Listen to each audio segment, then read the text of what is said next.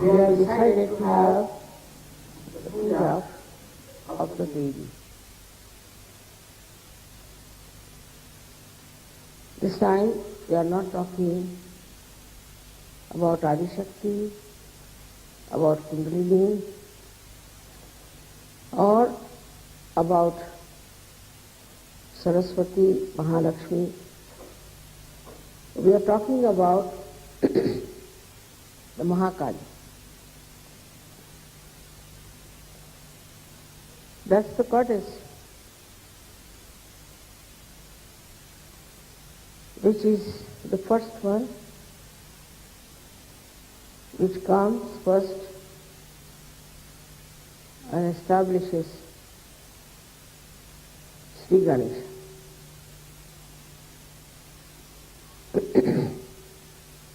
In the form of Gauri.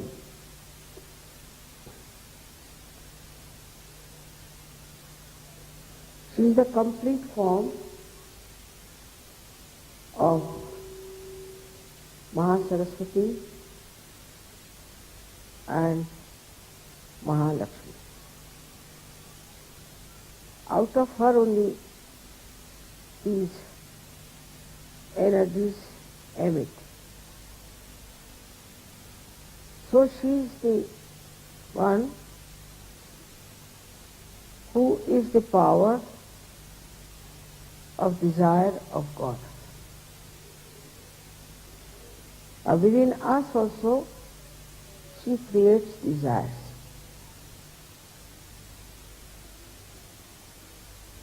These desires within us start emitting outside, and we develop a kind of a reaction to all our desires.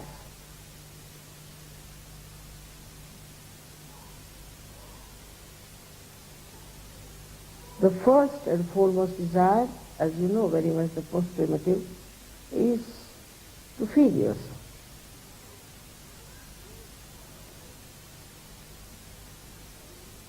And this is given to us by the goddess. She gives us the desire to feed ourselves. Now, if we don't feed ourselves, then we cannot survive. We have to have food. It is very important that we should feed ourselves sufficiently enough to exist on this earth. And also we have seen that when this kind of desire grows very much more than normal,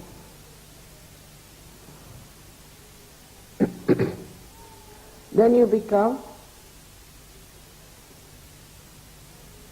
slaves of this desire.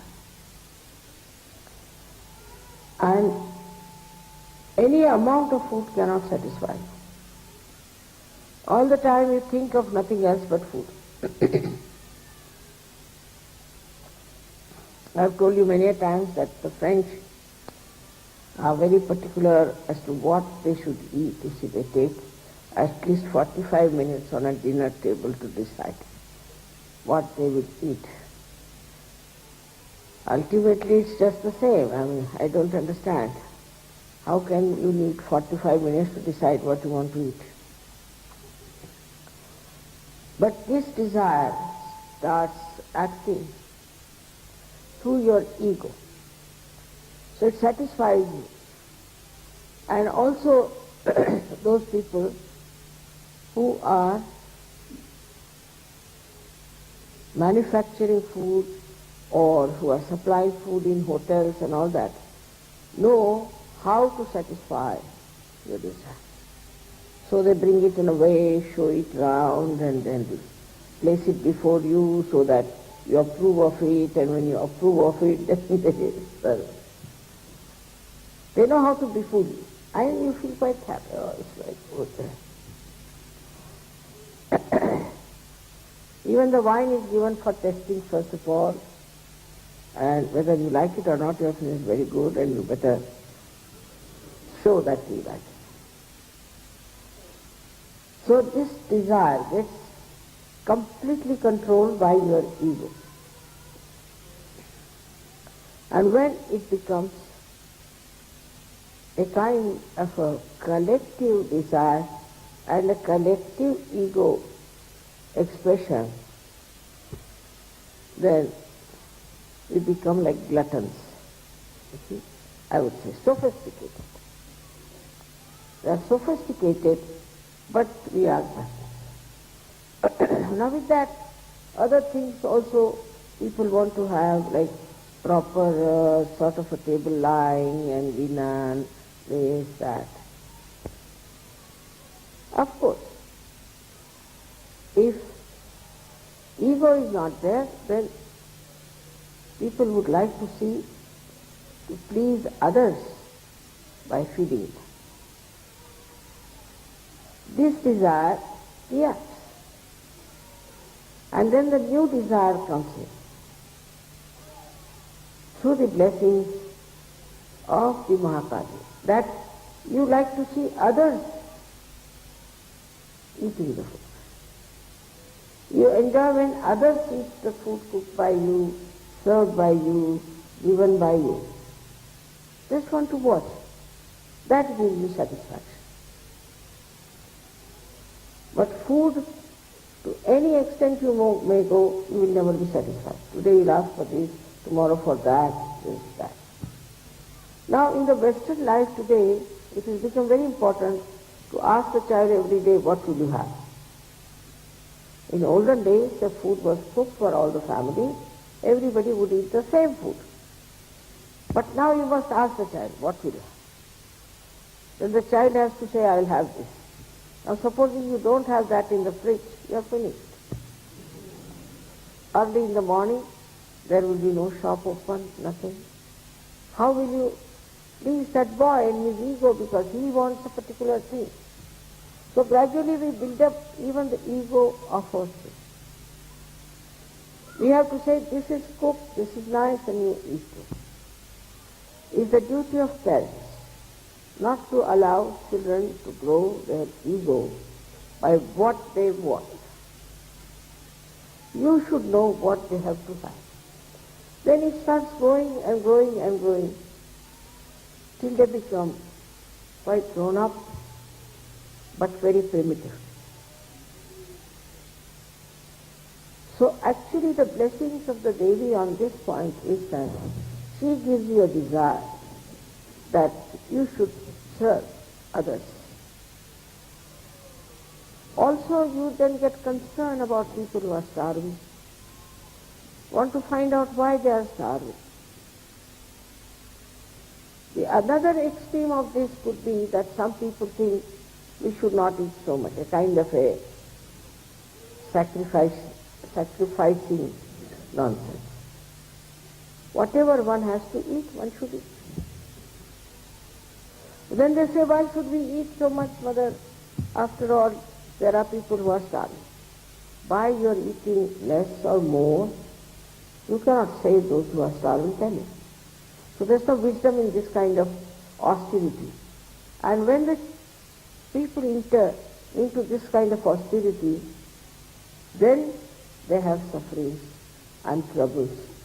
And such people become extremely, I should say, ascetic and hot-tempered, and you should never go near a person who is of that kind without a barked food.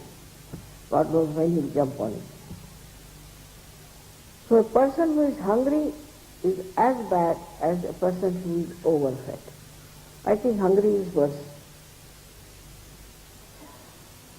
Now if you look at yourself, the second desire that comes to you is that everyone should love. This comes because that makes you a good person. You know that everybody likes goodness. So people try to be good to others, nice to others, say 100 times thank you, do all kinds of things to please others. By pleasing others, they think others will like us very much. But then it develops again out of bounds. And then all the time you try to please others so that you become absolutely slavish. You become so artificial that people can make out that it's nothing natural if this gentleman is just trying to please us. Now with that, the pleasing behind is some sort of an advantage out of it. If you please another one with a detached mind, not expecting anything that should be done for you or that will be achieved through that pleasing, is very pure pleasing and is very good. That makes you really righteous and good. But supposing you try to please others only just to take advantage of that person, then you develop hypocrisy. Hypocrisy of the worst type.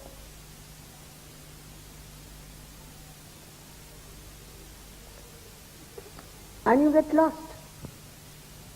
People mock at you, laugh at you, they are never pleased. They know that you are a hypocrite and you are doing it for some sort of an advantage or an exploitation.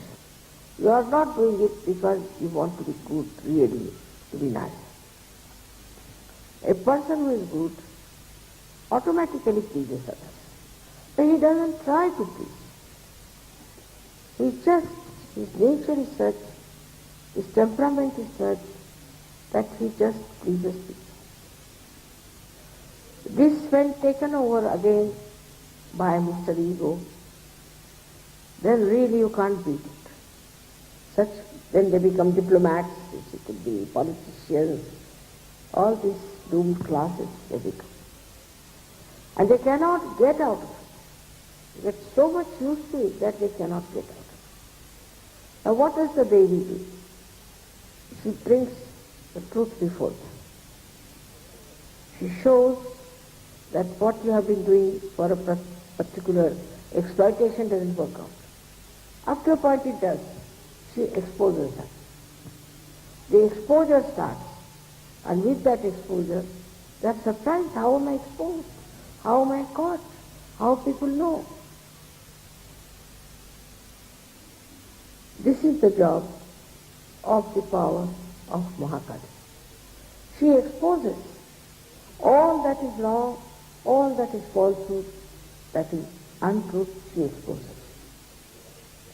Then the third desire people have is to possess materialism, from which materialism has come. But there's no end to it. End can never come because they have no satisfaction in getting one thing. Supposing today I want to have this carpet, all right, I'll get this one. Then I want to have another one. I want to have another one. Then I want to have a car. And then I want to have a helicopter. Then an aeroplane. I don't know what I want to have then. So it goes on and on and on and on until you reach a time where people start thinking, what's the matter with him? And you cannot enjoy anything that you get. This is also a human failing. And this human failing creates economics. You know that. Economics is created because wants in general are not satiable. They are not satiable. So what happens? We go on from jumping from one to another, to another, to another and another. So then you become slaves of entrepreneurs.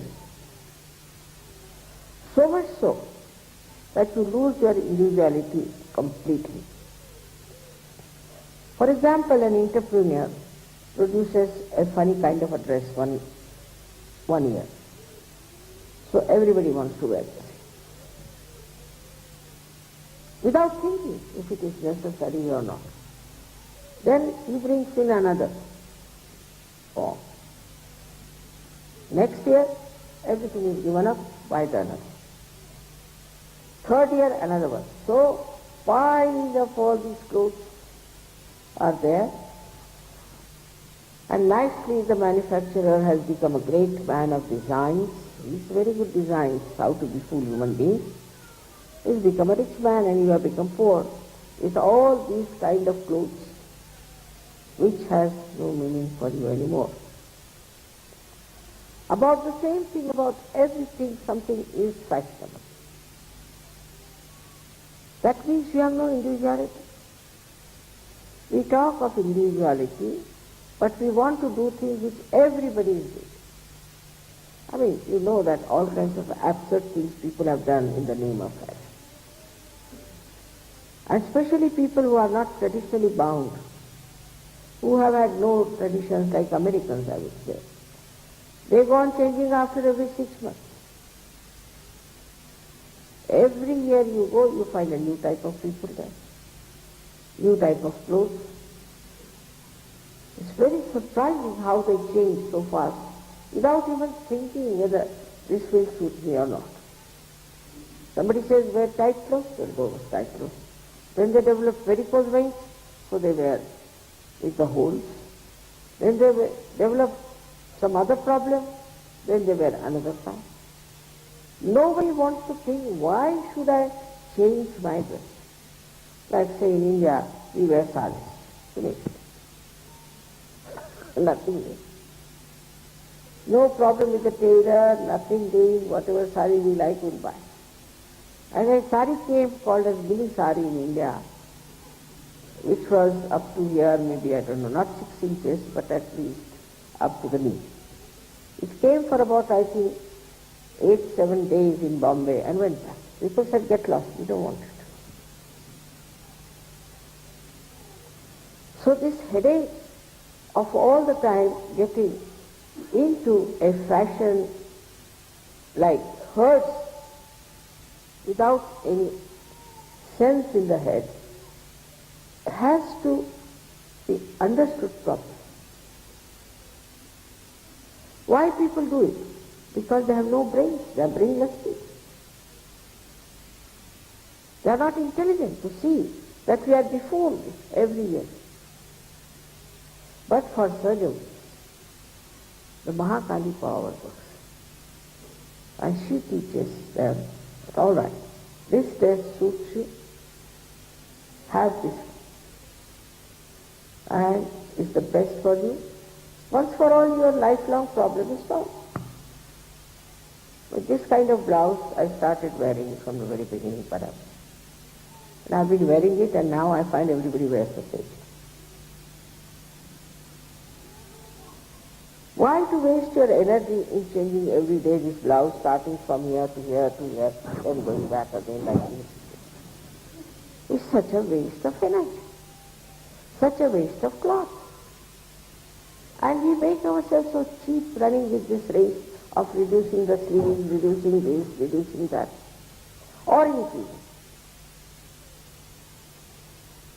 It's all a desire to impress people that we are very up to date. Who wants to know? Who wants to find out that you are up to date or not? And we have no courage to keep to our own dress that we have purchased. Why to waste so much money? We never even think. Go on changing, for nothing at all. So this is desire is there to impress others with our outside. So many things like dress there are if you try to impress. Now, hairstyle. I read an article, they said that these hairstyles are responsible for many divorces. I was wondering, how can it be hairstyles be responsible for divorces? Because they had made a survey. A man had liked a hairstyle of his fiancée, and then she changed her hairstyle to divorce. And the other way now. And it is so cheap way of disposing of such a deep relationship of husband and wife.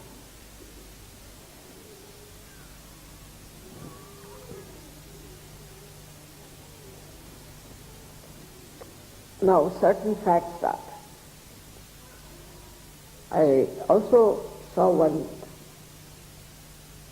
documentary about a lady who said that it was in one of the advertisements, something sort of a thing appeared that your leg should be of this shape.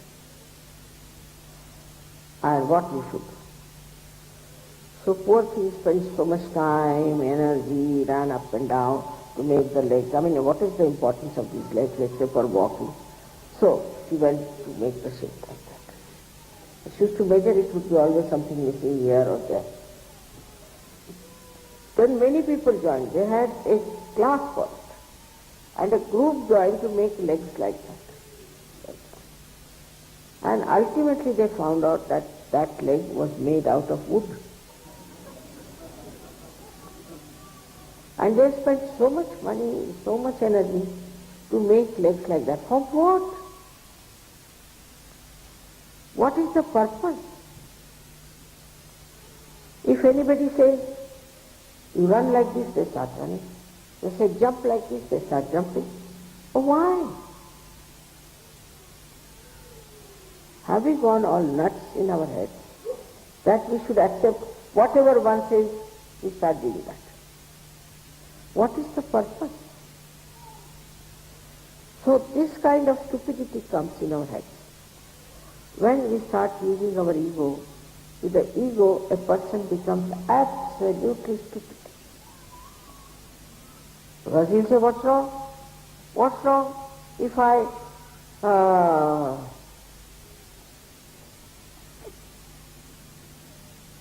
have just a little hair here? What's wrong if I just try to wear a very short dress here? What's wrong? The wrong is, why are you wearing? Why don't you ask a question? Why are you wearing? If you ask a question to yourself, why do I have this kind of hairstyle? Why do I do like this? It is really difficult to tell people to do right things, but wrong things people take to like that. For example, I told everyone that you put oil, if not every day, just before bath, lot of oil in your head and wash. Now I find many people getting bald. But they didn't put the oil, what can I do about it? But such a simple thing they won't do. Such a simple thing they would not do. That you need something for your nourishment. But they will do something which is absurd, nonsensical, without even thinking what is going to harm us. Here the Mahakali, what does she do? She punishes. Your body is punished. If you wear very tight clothes, you develop problems of your legs.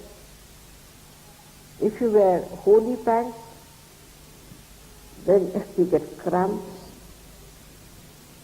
Anything you do abnormal, you have to pay for it. First you have to pay for doing it, and then you have to pay for it physically. So many things can be avoided if you just have a simple life, decide once for all that I will have this kind of dress for this lifetime, finished. Every day to change itself is a headache. But that satisfies the ego, not yourself. So the Mahalakshmi principle in us raises higher and higher. Despite that, we are pulled down. Then this Mahakali, she comes forward and shows what wrong we have done, how we have gone wrong, how we have missed the point. Instead of saying what is wrong, she teaches you it is wrong. Then another thing she does, which is a very beautiful thing she does, I think sometimes, that she creates an illusion to test your intelligence, to test your sensibility.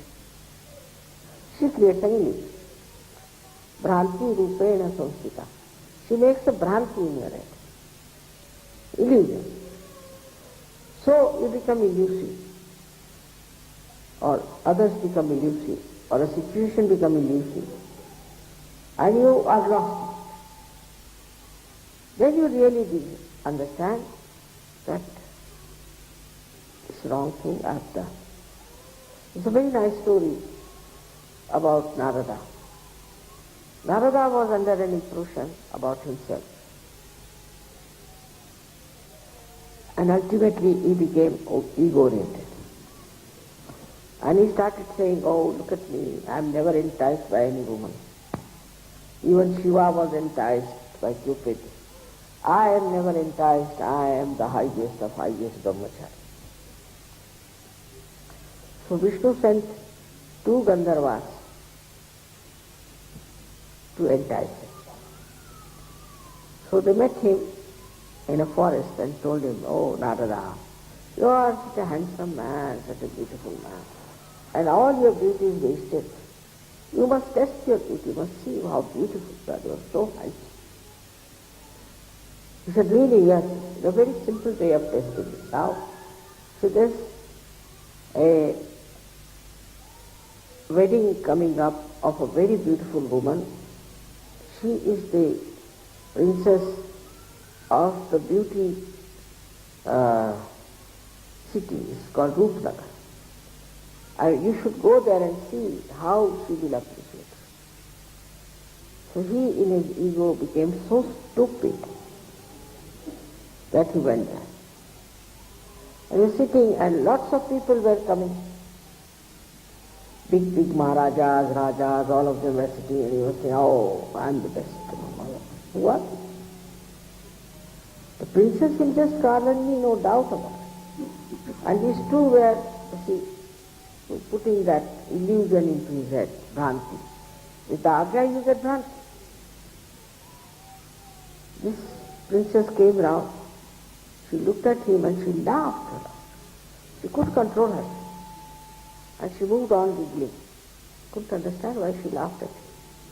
She didn't garland him or nothing, but she just laughed. She couldn't understand, I'm such a handsome man. So these two Gandharvas told him, oh, it doesn't matter. You see, she doesn't understand. She'll come back, this, that. Then they went out and near a lake and he sat down to wash his face and looked at in the water. His reflection, he looked like a monk. He looked at these two and he cursed her. He said, I look like a monk. He said, to us you look like very handsome. But I really look like a monkey. So this Bhranti, this illusion was created in his mind by his ego. But this power itself, Mahakali's power, she puts this ego right by creating illusion, Bhranti. And this is responsible for many illusions we run after. It's a mirage. Running after it, running after it. Once we are satisfied within ourselves, then we don't run after mirages. This illusion, if it is not created, people would be so egoistical that whole world would be finished. So this is the great work of Mahakali power within us, that she creates illusions. Many people talk of Maya. This is Mother Maya, this is Maya, that is Maya. Is the work of Mahakali. She wants to test you. She wants to test you. But In Sahaja Yoga it's not such a strong one. For example, you know that Abraham had a son. One son he had after a long time. And God asked him that he should sacrifice his son.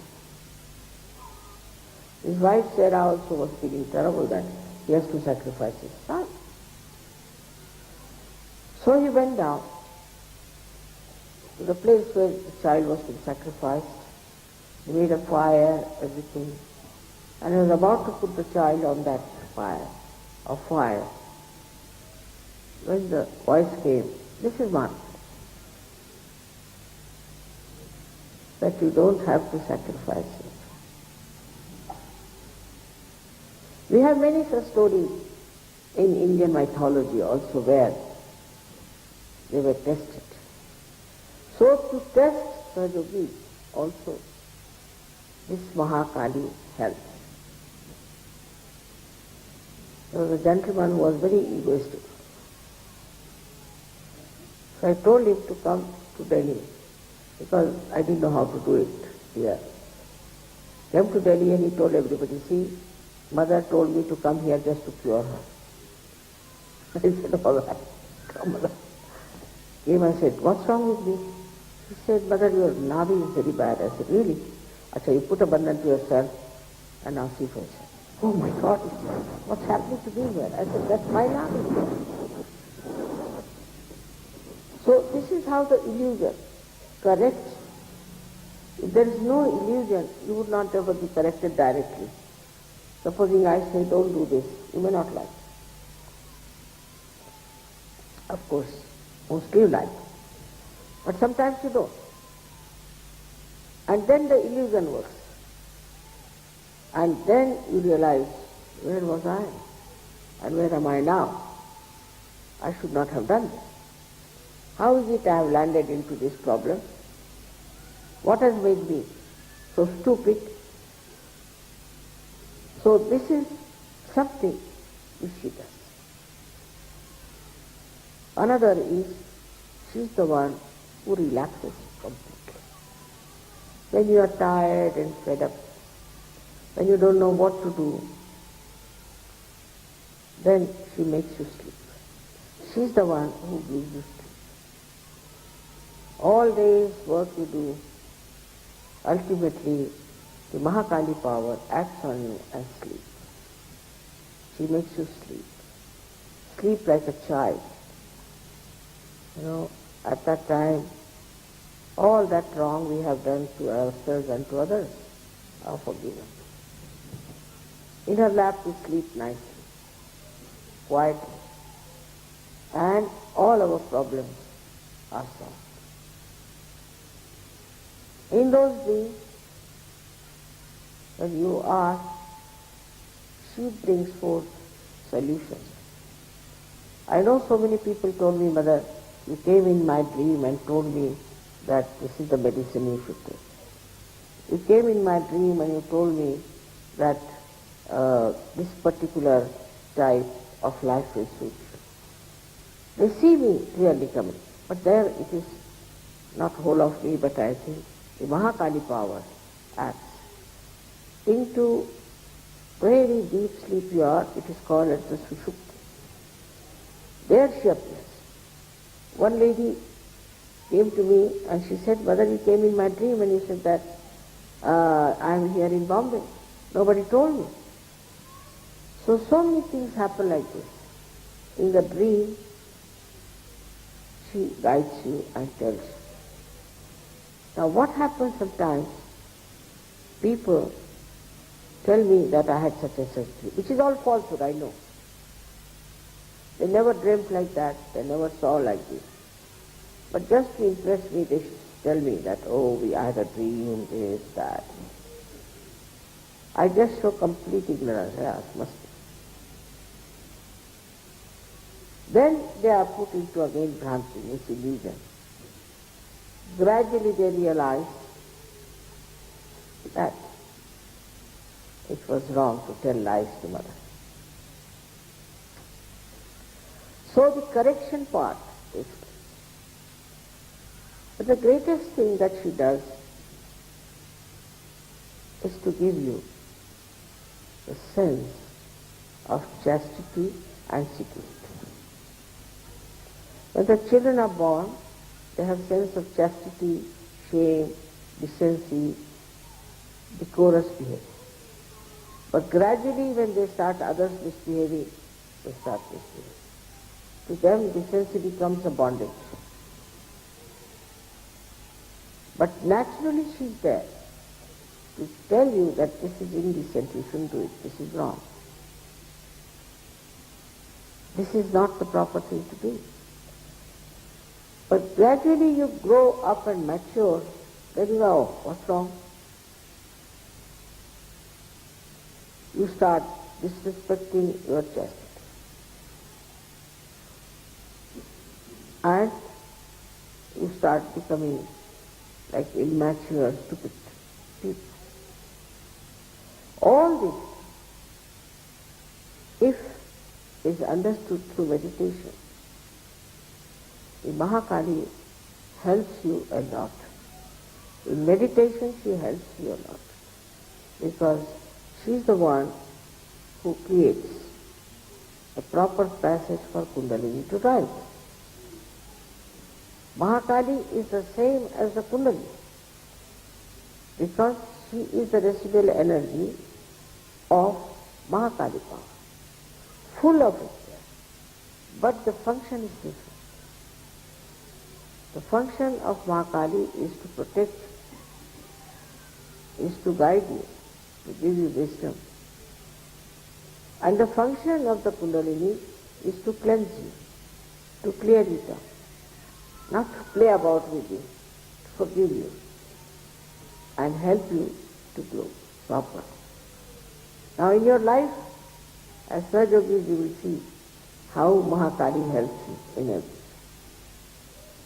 It is so interesting to watch her work, how she brings forth all kinds of satisfactions. The greed goes away, the temptations go away, the temper goes away, all these things disappear. The most helpful thing she does, that you get rid of your bad habits. Absolutely. Automatically. In the light of Mahakali's power, you just do not want anything destructive to be practiced. If you have been practicing anything destructive, you try to get rid of it. Just to stop it. I don't want to have it. I'll never tell you don't do this, don't do that.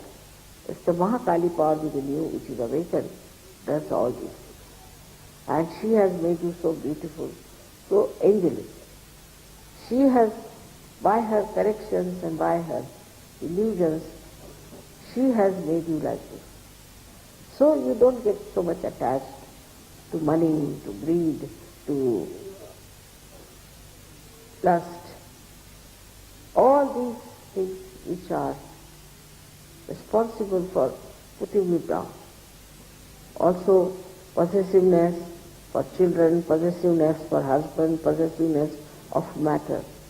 You just start understanding that the joy is in sharing.